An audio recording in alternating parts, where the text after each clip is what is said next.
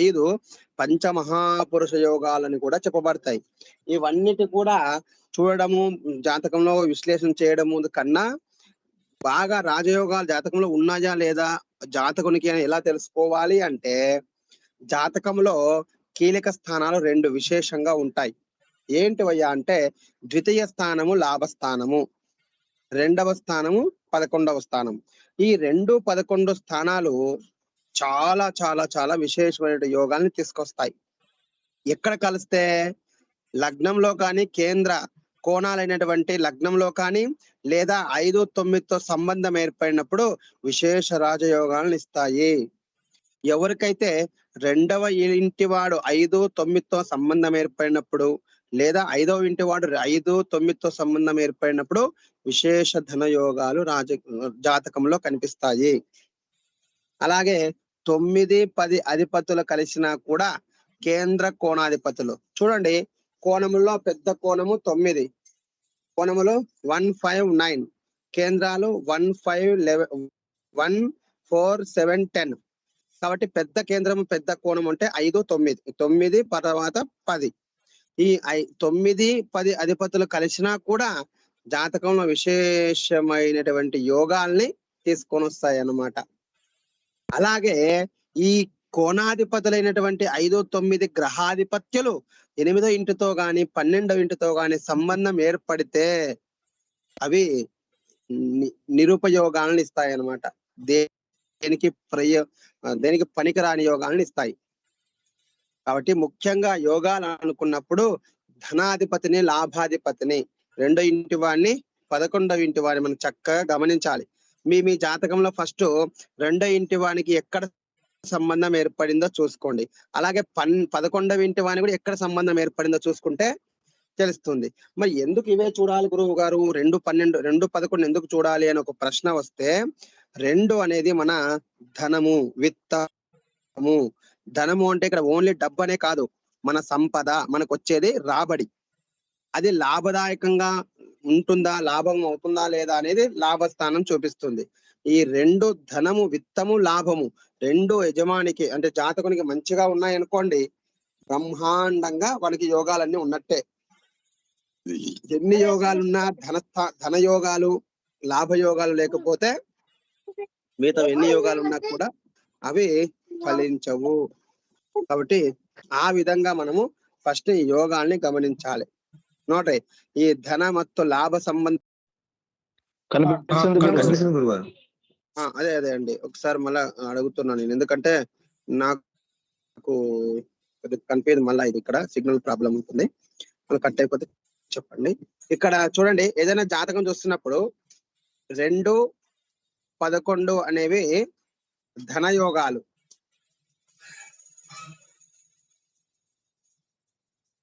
ನೋಡ್ರಿ, ಧನಯೋಗಗಳು ಅಂದ್ರೆ 2, 12.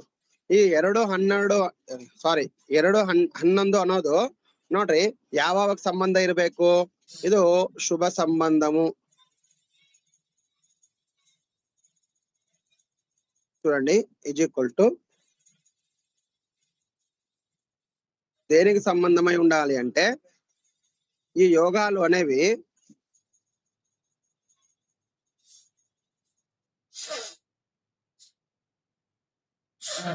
1, 5, 9 సెకండ్ గా మళ్ళా 4, 10 దీనికి సంబంధం ఉంటే ಶುಭಮು. ಏನ್ರಿ, ಇದಕ್ಕೆ ಸಂಬಂಧ ಇದ್ರೆ ಒಳ್ಳೇದು ನೋಡ್ರಿ. ಈ 2, 11 ಸಂಬಂಧ 1ಕ್ಕೂ 5ಕ್ಕೆ 9ಕ್ಕೆ 4ಕ್ಕೆ 10ಕ್ಕೆ ಸಂಬಂಧ ಇದ್ರೆ ಒಳ್ಳೇದು. ಬಟ್ ಹಂಗ್ ಬಿಟ್ಟು 6, 8, 12 ಸಂಬಂಧ ಇದ್ರೆ ಅದು ಅಶುಭ. 7 ಒಂದ್ ಇರ್ತೈತೆ, ఈ 7, 3 అనేవి మధ్యమం. 7, 3 ఇది మధ్యమ.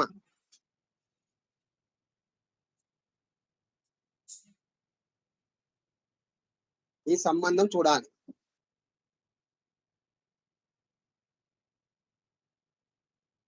ನೋಡ್ರಿ, ಇವರು ಉಚ್ಚ ಸ್ಥಾನದಲ್ಲಿದ್ರೆ ಸ್ವಕ್ಷೇತ್ರ ಇಲ್ಲ ಅಂದ್ರೆ ಉಚ್ಚ ಇದ್ರೇನು ಭಾರಿ ಧನಯೋಗ.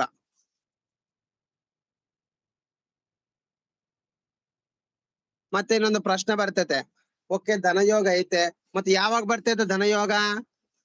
ದಶ ಅಂತರ್ದಶದಲ್ಲೇ ಬರ್ತೈತೆ ನೋಡ್ರಿ. దశ అంతర్దశలో ఫలితం. దశ అంతర్దశలో ఫలితం వస్తుంది. దశ ಅಂತರ್ದಶದಲ್ಲಿ ಬರ್ತಾವ ನೋಡ್ರಿ ಫಲ. ಯಾವಾಗ ತಗೋಬೇಕು ನಾವು ಫಲ ಅಂದ್ರೆ ದಶ ಅಂತರ್ದಶದ ಕಾಲದಲ್ಲಿ ಬರ್ತಾವೆ. ಇವು ಧನ ಯೋಗಗಳು ಅಂತಾರ ನೋಡ್ರಿ.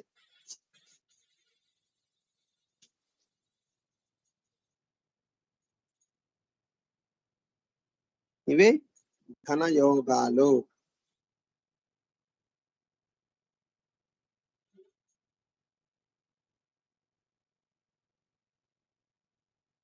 ఆ విధంగా మనకి ధన యోగాలు అనేవి ఏర్పడుతున్నాయి జాతకంలో.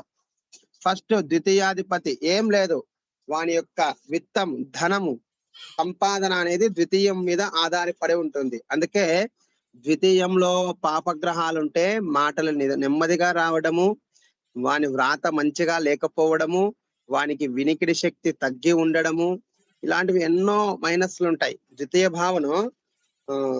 ನೋಡ್ರಿ ಈಗ ಪಾಪಗ್ರಹಗಳು ಅನ್ನೋದು ಎಲ್ಲೇ ಒಂದು ಕಂಪಲ್ಸರಿ ಇರ್ಲೇ ಇರ್ತವೆ.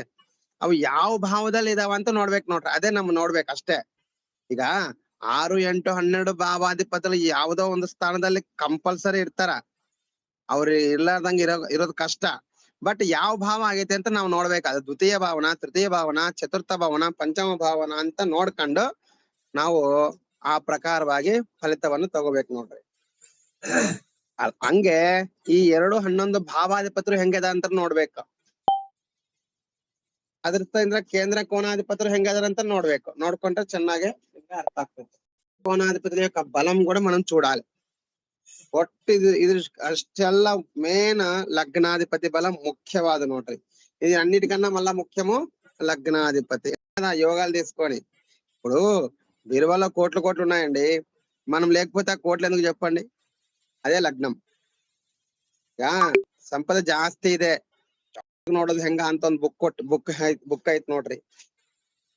ಒಂದು 200 ಜಾತಕನ್ನ ಅವ್ರು ಬರೆದು ఎగ్జాంపుల్ ಹಾಕಿದ್ದಾರೆ. జాతకం ఎలా చూడాలి, జాతకం పరిశీలించడం ఎలా? బివి రామన్, బివి బెంగళూరు వెంకటరామన్ 200 జాతకాలు రాసి చూపించారు ఆయన.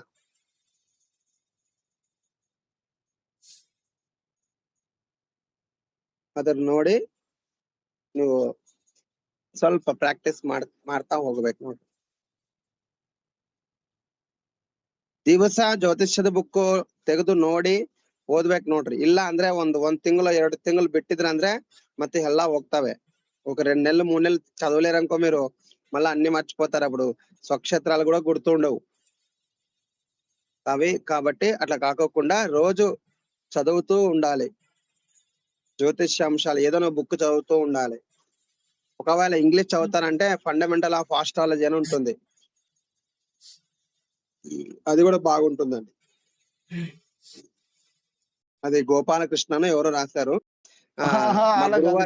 ఆయనకి పెళ్లి అవుతుందా లేదా, ఆయనకి పెళ్లి ఎప్పుడైతుందని అట్లా ఏదైనా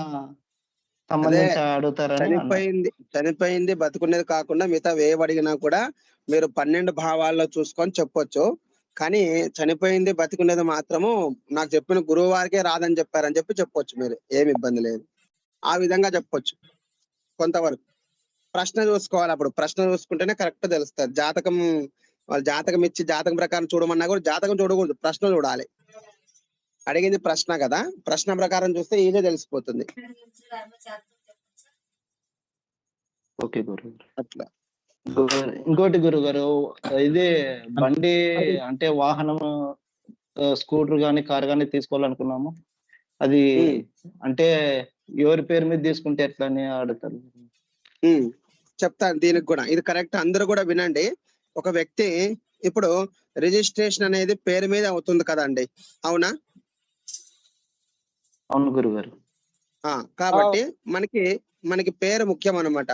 ఇప్పుడు ఇప్పుడు నేనేం చెప్తానంటే, ఇప్పుడు నా పేరు రాసుకుంటున్నా.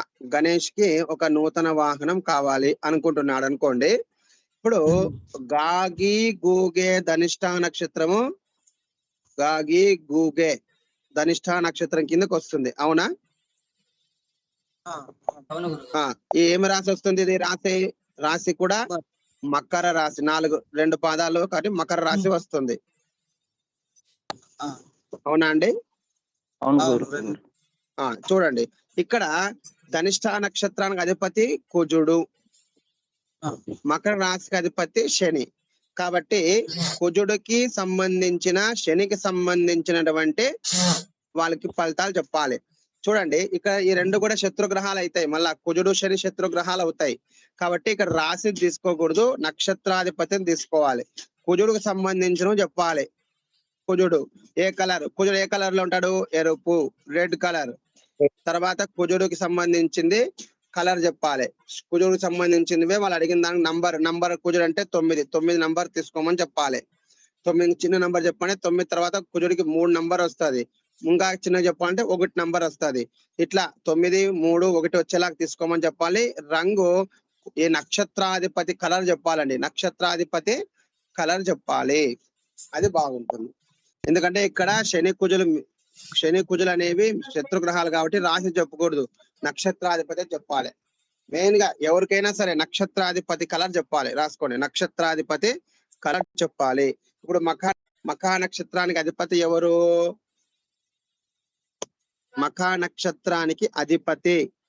మఖా నక్షత్రాధిపతి కేతువు. కేతువు కాబట్టి కేతువుకు సంబంధించిన కలర్ అనేది చిత్రవర్ణం. అన్ని కలర్స్ కూడా వాడొచ్చు అని ఉంటుంది. కానీ ఇక్కడ కేతువు నక్షత్రం ఎక్కడుంది? మఖా నక్షత్రము సింహరాశిలో ఉంది. కాబట్టి సింహరాశి అధిపతి రవి. సూర్యునికి సంబంధించిన కలర్స్, సూర్యునికి సంబంధించిన సంఖ్యలు చెప్పాలి. సూర్యునికి సంబంధించిన నంబర్ 1. కలర్స్ వచ్చేసి రెడ్ గాని, కాకపోతే ఆరెంజ్ రెడ్, పూర్తి రెడ్ కాదు, ఆరెంజ్ రెడ్ చెప్పాలి. సూర్యుడు వెలుగుతున్న రంగు ఆ విధంగా చెప్పాలండి.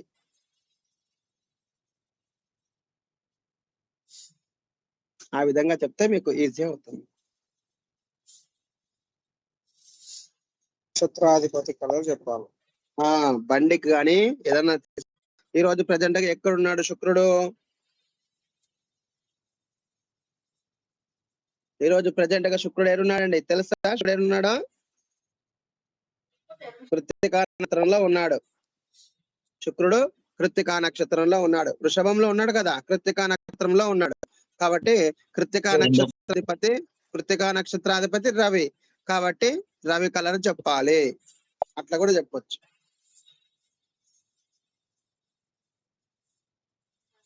చూడండి, మీరు ఎక్కడికి పోయినా బేసిక్ పాఠాలు చాలా చాలా ఇంపార్టెంట్. ఎక్కడ పోయినా మళ్ళీ అక్కడికి రావాల్సిందే, బేసిక్ రావాల్సిందే. నక్షత్రాధిపతులు అంటే మళ్ళీ అక్కడికే రావాలి, రాశ్యాధిపతులు అంటే అక్కడికే రావాలి.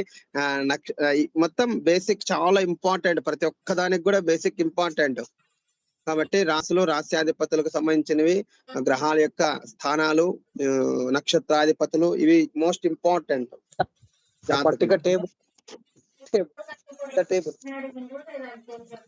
కాబట్టి ఎక్కువ బాగా చదువుతూ ఉండాలండి, రెగ్యులర్ గా చదువుతూ ఉండాలి. సార్ మీ క్లాస్ ఒకటే అయిపోయింది, మీరు జ్యోతిష్యం నేర్చుకునేది ముగిసేది కాదు. ఇది మీరు చాలా అందరూ కూడా గమనించాలి. జ్యోతిష్యం క్లాస్ ఒకటే ముగుస్తున్నది, అంతేగాని జ్యోతిష్యం క్లాస్ అయిపోతుంది అంతే. మీరు జ్యోతిష్యం నేర్చుకోవడం అయిపోతలేదు, మీరు నేర్చుకోవడం ప్రారంభమైంది. ఇక్కడితోటి మీరు జ్యోతిష్యం ప్రారంభించడానికి అర్హులైనారు. ఇప్పుడు అంటే జ్యోతిష్యం చదవడానికి మీరు ఇప్పుడు అర్హులు అనమాట. ఇప్పటి నుంచి మీరు ప్రాక్టీసే కాదు, ఇక్కడ నుండి మీరు దినదినాభివృద్ధి, రోజుకొక సూత్రాలు, రోజుకొక బుక్స్, మంచి మంచి అనిపించే బుక్స్ తీసుకుని, గ్రంథాలు తీసుకుని చదువుకుంటూ మీ జ్యోతిష్య విద్యని దినదినాభివృద్ధి చేసుకుంటూ వెళ్ళాలి. అయిపోతుంది అదే క్లాస్ అయిపోయిందే కానీ జ్యోతిష్ నేర్చుకోవడం అయిపోయింది అనుకోకూడదు. నేను కూడా నిత్య విద్యార్థినే, కాకపోతే మీకన్నా కొంచెం ముందున్నా అంతే, ఏం లేదు. నేను కూడా విద్యార్థినే, సీనియర్ అంటారు కదా, అంతే సీనియర్ అనమాట, కొద్ది ముందు నేర్చుకున్నా అంతే.